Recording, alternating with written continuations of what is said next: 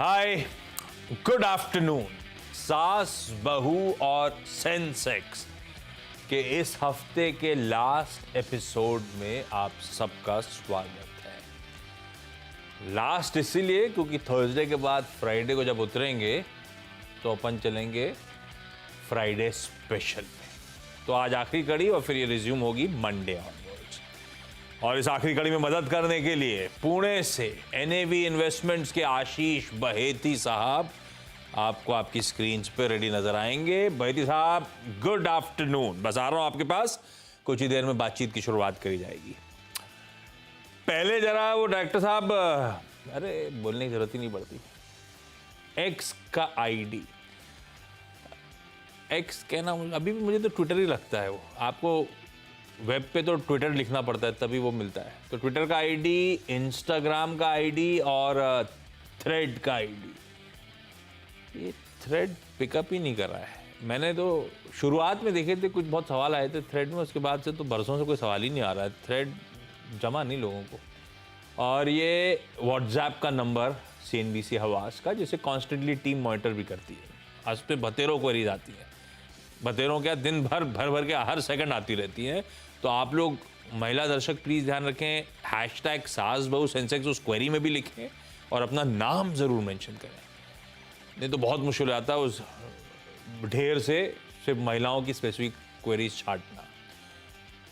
Simple process ये है कि उसके बाद हमारी जो टीम्स हैं वो आपसे कांटेक्ट करती हैं आपकी क्वेरी समझने के लिए और फिर कोई डेट अलॉट करने के लिए, जब आप और हम चैनल पे मौजूद होंगे बातचीत करने के लिए। तो ये सब प्रोसेस है, थोड़ा सा टाइम लगता है और लाइव आना ज़रूरी है उसके लिए। बहेती साहब, आपने आपके एनएवी इन्वेस्टमेंट में थ्रेड पे आईडी खोला क्या अपना? जी आशीष जी, इनफैक्ट खोला था इंस्टाग्राम के थ्रू, बट वो कभी चला नहीं, मतलब कभी खोला नहीं मैंने उस अकाउंट को वापस कभी खोला नहीं। हाँ, वो ब्राउज करने में मुझसे मज़ा नहीं आ रहा थ्रेड में। ऐसा लगा था ट्विटर को तगड़ी टक्कर देने आ गया, लेकिन कुछ हुआ नहीं, एकदम ठंडा पड़ा। इससे अच्छा तो मुझे लगता है कू है। आपने कू में खोला नहीं खोला? नहीं सर, पहली बार नाम सुना है। लो कर लो बा, हमारा देसी जो है इन सब का कॉम्पिटिटर कू। डायरेक्टर साहब यार, अगली बार से कू का भी आप रखना प्लीज यार। आपके पास टाइम है, मंडे से ना अपने कू की आईडी भी रखोगे आप। तो हमारे देसी प्लेटफॉर्म पे भी जो व्यूअर जुड़ना चाहते हैं उसके थ्रू भी हम क्वेरी सॉल्व करेंगे भाई। लाइए निफ्टी एक बार रख दीजिए स्क्रीन पे।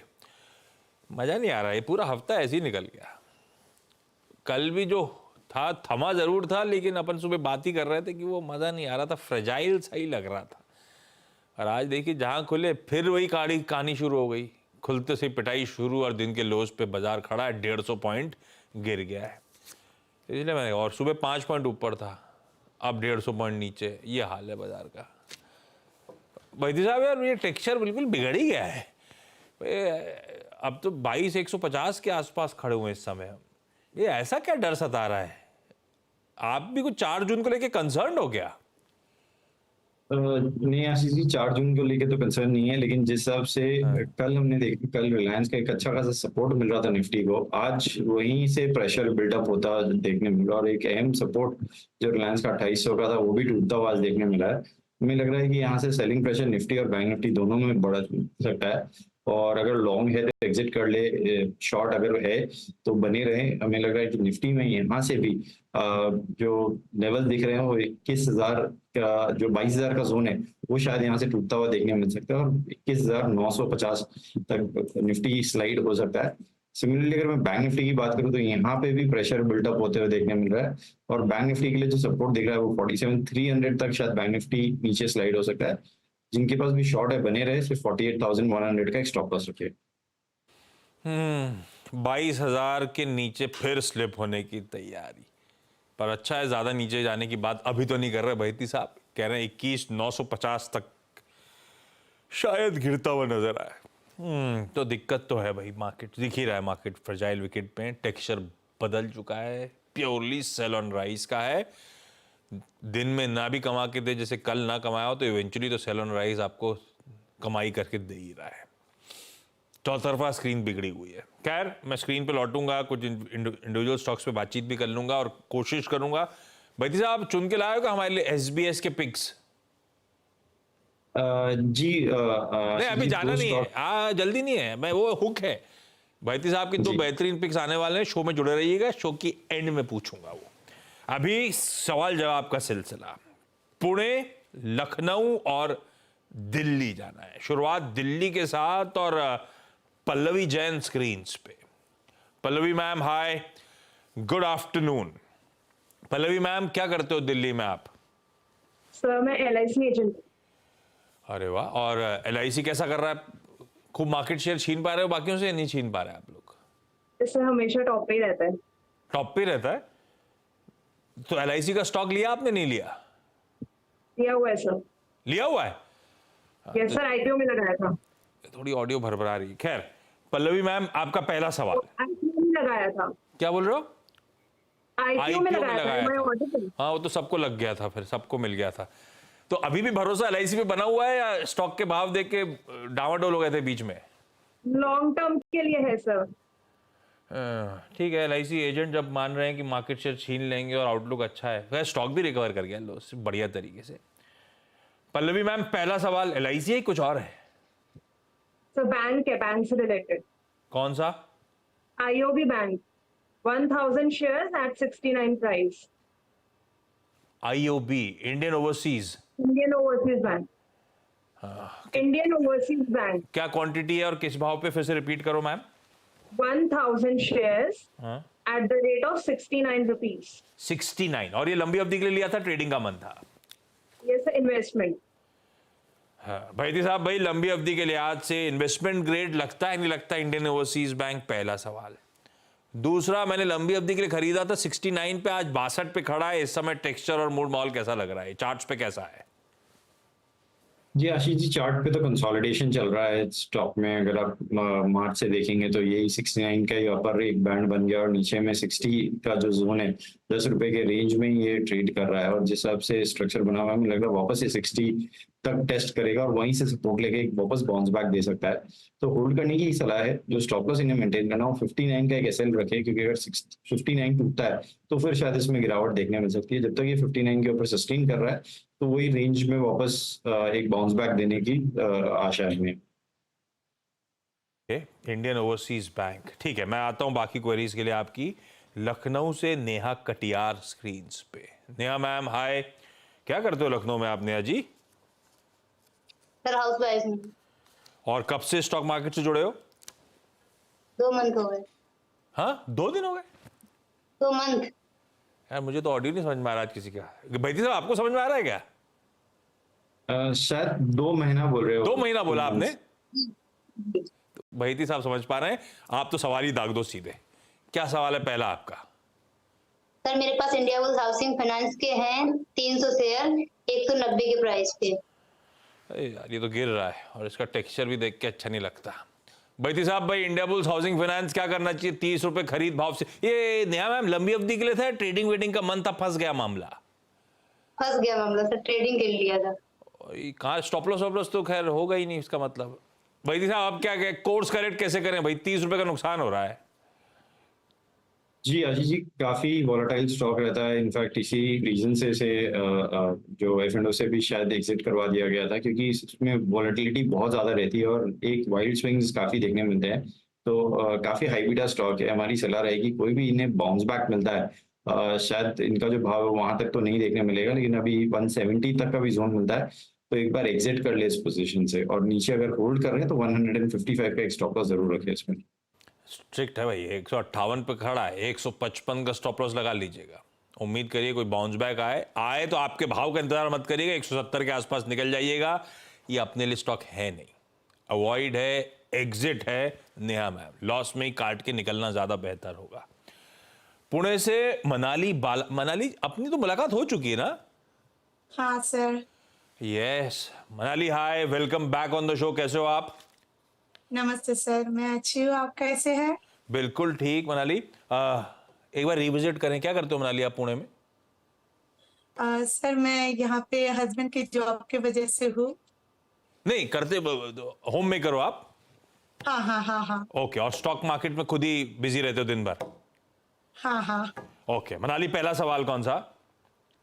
सर मेरे पहला सवाल कोफोर्ज पे है। मेरे पास 79 शेयर्स है एट द रेट ऑफ 5384।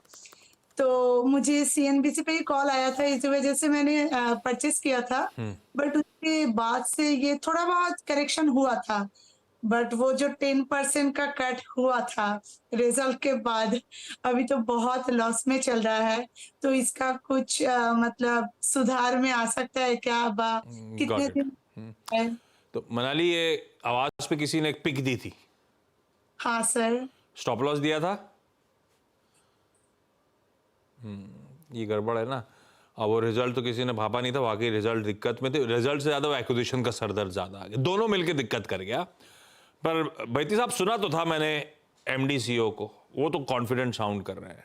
शायद बाजार उनका कहना समझ नहीं पाया है। हमने जो एक्विजिशन करा है, किस तरह से ज्योग्राफीज, किस तरह से वर्टिकल्स ऐड करेगा, खैर वो समय बताएगा। कोफोर्ज अब करा क्या जाए? ट्रेडिंग के लिए लिया हुआ माल 1000 रुपए का लॉस हो गया है। जी आशीष जी, सेलिंग प्रेशर काफी बना हुआ, जिस हिसाब से 3 मई को 10% के करीब एक गिरा था स्टॉक, वो थोड़ा सा कंसर्निंग बन गया है, क्योंकि अहम सपोर्ट जोन था उसे भी तोड़ता हुआ देखने मिला है। हमारी सलाह रहेगी कि होल्ड करे इस पोजीशन को, थोड़ा सा इन लेवल्स पे ऐड कर सकते हैं तो ऐड भी कर ले। यूजुअली एवरेजिंग की सलाह नहीं देते हैं, बट कोफोर्ज जैसा अच्छा स्टॉक है, वहाँ थोड़ी सी एवरेजिंग की जा सकती है। और अगर कोफोर्ज में नहीं भी कर रहे तो आईटी में, इन्फोसिस में जरूर पोजीशन ऐड की जा सकती है, अगर थोड़ा सा लॉन्ग टर्म का व्यू है। क्योंकि हमें लग रहा है कि आईटी में अब यहाँ से एक बॉटम आउट देखने मिल सकता है, और यहाँ से वापस एक अपस्विंग 2 से 3 क्वार्टर में लगेंगे, लेकिन एक वापस अपस्विंग देखने मिल सकता है। और स्टॉक के सारे अपने रिसेंट हाइज जो है 52 वीक हाइज 2 से 3 क्वार्टर में वापस दिखा सकते हैं, तो होल्ड करे कोफोर्ज को। आईटी के हालात इंप्रूव हो सकते हैं यहाँ से, और आईटी आमतौर पे सेक्युलर मूव्स देता है। तो चाहे तो इन लेवल्स पे कोफोर्ज को ऐड कर लें, तो आपकी औसत बाइंग प्राइस थोड़ी सी नीचे आ जाएगी। एल्स इन्फोसिस को यहाँ से लॉन्ग कर लें, तो वो भी मदद कर देगा, अच्छे मूव्स डिलीवर कर देगा। खैर, कोफोर्ज होल्ड है आपके लिए मैम, और अगर डिप्लॉय कर सकते हो तो फर्दर फंड्स भी चाहो तो डिप्लॉय इन लेवल्स पे किए जा सकते हैं। पल्लवी मैम, हमारा अगला सवाल। Yes, sir. Sir, DLF 110 shares at 890 price. ये लंबी अवधि के लिए लिया है ma'am? Yes, sir. Long term. ये दिल्ली वालों के पास बहुत पैसा आ गया है क्या? डीएलएफ कुछ प्रोजेक्ट निकालता नहीं है, इतने महंगे महंगे फ्लैट बेचता है, सब रातों रात बिक जाते हैं। Yes, sir. तभी लिया शेयर। गजब हो रखा है दिल्ली में माहौल। आज ही इन्होंने बैती साहब मुंबई के अखबारों में छाप दिया है 2 पन्ने का कि thank you, we are sold out. एक इन्होंने अभी प्रोजेक्ट लॉन्च करा था, 1 हफ्ते में पूरा प्रोजेक्ट सोल्ड ऑफ, और वो एवरेज टिकट प्राइस तो गजब था उस प्रोजेक्ट का। खैर, मेरी खरीद से तो नीचे ही चल रहा है 35 रुपए। लंबी अवधि के लिए कैसा है डीएलएफ? 890 की खरीद है। जी आशीष जी, स्टॉक काफी अच्छा है, जिस हिसाब से कंटिन्यूसली बाइंग इंटरेस्ट इसमें देखने मिल रहा है, और इनके जो प्रोडक्ट्स है फ्लैट्स में वो भी हाथों हाथ बिक रहे हैं। 2 दिन पहले भी एक न्यूज आई थी जिसमें 800 फ्लैट का उन्होंने बोला था कि इमीडिएटली सोल्ड आउट हो गया पूरा प्रोजेक्ट। हमें लग रहा है कि यहाँ से थोड़ा सा टाइम देना पड़ेगा, इनके भाव तो आराम से इन्हें देखने मिल जाएंगे, और एक फ्रेश हाई जो 950 का है वो भी पार करता हुआ इजीली देखने मिल सकता है ये स्टॉक। 2 से 3 क्वार्टर देना पड़ेगा, इसमें 1000 तक का जोन इन्हें देखने मिल सकता है। जो इन्हें स्टॉप लॉस मेंटेन करना है इस पोजीशन में, वो 830 का एक एसएल मेंटेन करे और होल्ड करे डीएलएफ को। नेहा मैम, अगला सवाल। सर, मेरा अगला सवाल है डीवी रियल्टी का 250 रुपए की प्राइस पे 300 शेयर है। 250 पे 300 शेयर्स डीबी रियल्टी। लेकिन स्टॉक दिखाइए क्विकली यार। बैती साहब, क्या करना चाहिए भाई? 60 रुपए खरीद भाव, 60, 250 बोला इन्होंने, तो इनके लिए हो गया 40 रुपए खरीद भाव से नीचे। क्या करना है बैती साहब? जी आशीष जी, ये भी थोड़ा सा वो इन्वेस्टेबल ग्रेड शेयर नहीं है, और एक बहुत स्ट्रॉन्ग रनअप हमने इसमें देख लिया ऑलरेडी। जो स्टॉक लास्ट ईयर जून तक 80 रुपए के करीब चल रहा था, 250 तक का मोमेंटम दिखा दिया है। हमें लग रहा है कि यहाँ से शायद इसमें सेलिंग प्रेशर और बढ़ता हुआ देखने मिल सकता है, तो एक स्टॉप लॉस रखे 192 का, और कोई पुल बैक आता है तो इसमें से भी एग्जिट करने की सलाह रहेगी, क्योंकि ये बहुत इन्वेस्टर फ्रेंडली स्टॉक नहीं है। नेहा, थोड़ा सा अगर पोर्टफोलियो कंस्ट्रक्ट कर रहे हो तो क्वालिटी पे थोड़ा सा फोकस करना पड़ेगा, और अगर मोमेंटम ट्रेडिंग वेडिंग का मन था उसको चेस करे तो स्ट्रिक्ट स्टॉप लॉस के साथ करना, प्लीज ध्यान रखो। मनाली मैम, अगला सवाल। सर, मेरे पास एलएनटी के शेयर्स है 130 शेयर्स है एट द रेट ऑफ 3,701। तो सर ये मैंने अच्छा ही चल रहा था, इसका कोई प्रॉब्लम नहीं था। नहीं, बट कल हुआ था, उसके बाद से बहुत लॉस में हूँ अभी। नहीं, आपके दोनों ही स्टॉक में कोई दिक्कत नहीं थी, एकदम से झटके पड़ गए। दोनों अच्छी पेडिग्री हैं, कुफोर जो लार्सन एंड टूब्रो। भाई साहब लेलेंटी। अच्छा, दूसरा सवाल, अभी मैं यूट्यूब लाइव कर रहा था, उसमें ये लोगों का आ रहा था इस गिरावट में लंबी अवधि के लिए घुस जाए क्या? उनके लिए भी सवाल का आंसर कर दीजिए। और मनाली जो फंस गई है 400 रुपए नीचे, लंबी अवधि के लिए लिया हुआ है, क्या करें? जी आशीष जी, इनफैक्ट अगर जिनको लंबी अवधि के लिए लेना है तो बहुत अच्छा जोन है ये वापस, क्योंकि ऑलमोस्ट 1 दिसंबर 2023 के लो के करीब ये वापस अवेलेबल है। फेब में भी इन्हीं जोन पर आया था और यहीं से एक बाउंस बैक देके इसने फ्रेश हाइज बनाए थे 3800 प्लस के जो जोन दिखे थे। तो इन लेवल्स पे जरूर खरीदारी की जा सकती है। जो एक स्टॉप लॉस मेंटेन करना हो एक्जैक्टली इसका 200 डेमा जो है 3220, वहां पे एक एसएल रखे। हमें लग रहा है कि ये 1-2 दिन की गिरावट है, नंबर्स का एक नीचे रिएक्शन है, इसमें वापस एक पुल बैक देखने मिल सकता है और इससे 3600 तक का भाव शायद इस सीरीज या early mid of the month next month में देखने मिल सकता है। आप तो फिर इसका मतलब होल्ड ही करिए। ये तो फ्रेश वालों के लिए है कि घुसना जाए तो घुसे। बैती साहब इनके लिए होल्ड है, इनके भाव पे आ जाएगा आज नहीं तो कल, है ना? ठीक है, पेडिग्री भी वैसी है। बैती साहब अच्छा क्विकली आपके पिक्स आज के, वो गायत्री साहब जरा एसबीएस स्टॉक पिक्स का स्टिंग तो दिखा दो यार एक बार। बैती साहब बताएं आप। आशीष जी, पहला जो स्टॉक रहेगा वो जीएमआर इंफ्रा का रहेगा। थोड़ा सा पोजिशनली ये कॉल है, क्योंकि जिस हिसाब से इसमें 3-4 दिन की गिरावट आई है, 80 के भाव पे वापस ये स्टॉक अवेलेबल हो गया है और एक अहम सपोर्ट जोन है। मुझे लग रहा है यहाँ से इसमें एक अच्छा बाउंस बैक देखने मिल सकता है और 86 तक का जोन इसमें वापस देखने मिल सकता है। तो जीएमआर इंफ्रा में खरीदारी की सलाह रहेगी। 79 का स्टॉप लॉस है और 86 के टारगेट्स के लिए। दूसरा स्टॉक जो हमें अच्छा लग रहा है वो है बायोकॉन का। आज ऊपर से थोड़ा सा नरम पड़ गया है, फ्लैट हो गया है, बट इसका सेटअप भी काफी अच्छा बना हुआ है, इसको भी खरीदारी की जा सकती है। 300 का एक स्टॉप लॉस लगाना है इसमें और 320 तक के टारगेट्स के लिए इसमें पोजीशन बनी जा सकती है।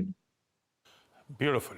रखिए भाई ये दोनों इंटरेस्टिंग स्क्रिप्ट्स रडार पे। इस नोट पर Manali ma'am, Neha ma'am, Pallavi ji, thank you so much platform पे जुड़ने के लिए। और बहती साहब थैंक यू फिर से जुड़ के बढ़िया तरीके से हम लोग की क्वेरी सॉल्व कराने के लिए। ब्रेक के उस पार एक क्विक मार्केट चेक। आपका स्वागत है। मन तो नहीं कर रहा, लीजिए दिखाई दिया डायरेक्टर साहब ने। मैं कहना रहा था मन तो नहीं कर रहा दिखाने का, पर दिखाना पड़ेगा। निफ्टी 1% अब कमजोर, 22,100 के नीचे इस समय आपको ट्रेड करता हुआ नजर आएगा। और अभी अभी कुछ मिनटों पहले बहती साहब से चर्चा हो रही थी, ये दायरा खुल गया है नीचे की तरफ 21,950 का, उसी की तरफ बढ़े चले जा रहे हैं हम लोग। इस समय जो इंटरेस्टिंग स्टॉक्स दबाव में आए, कोल इंडिया दिखाइए प्लीज स्क्रीन पे, इंट्राडे चार्ट्स।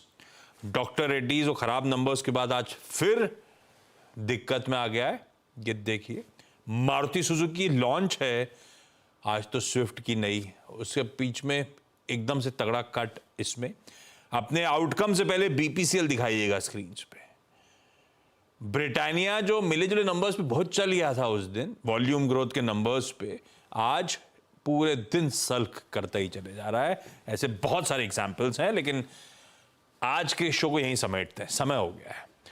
अब आपसे मंडे को सासबो सनसेक्स में मुलाकात होगी 12:27 पे। कल मिलेंगे अपन इसी समय 12:27 पर आवाज के स्पेशल के साथ। नमस्कार।